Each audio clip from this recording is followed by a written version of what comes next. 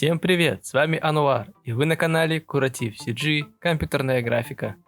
И в этом видео расскажу, что лучше, Cinema 4D или Blender.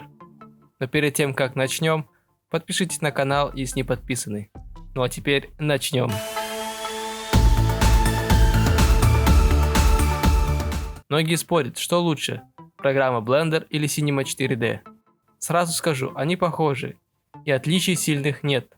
Где-то есть свои минусы, а где-то свои плюсы. Самый главный плюс Blender – это то, что он общедоступный.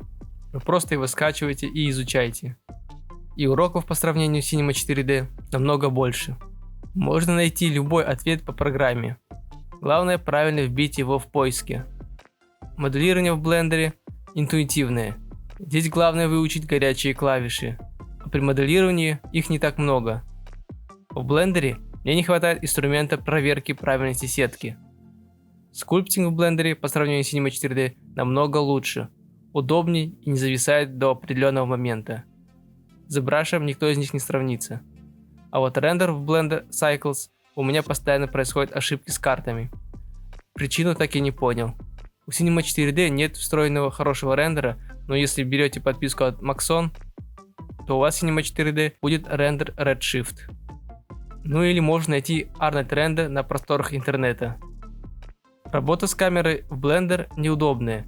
Если сравнивать с Cinema 4D, то в Cinema двигать камеру намного удобней. Генераторы и модификаторы в Cinema 4D получше, чем в Blender. Клонер, который есть в Cinema 4D, мне не хватало в Blender. Риггинг и скиннинг лучше в Blender. По этой теме есть много уроков. Для Cinema 4D риггинг и скиннинг уроков совсем нет. И кажется, мне надо его сделать, но это будет на часа 2. Если нужен такой урок, напишите в комментариях. Симуляция частиц все-таки лучше это сделать в программе Houdini. Самая лучшая программа для симуляции.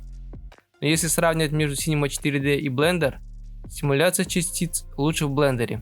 Чтобы сделать симуляцию в Cinema, нужны плагины, которых нет в общем доступе. И они бьют по карману.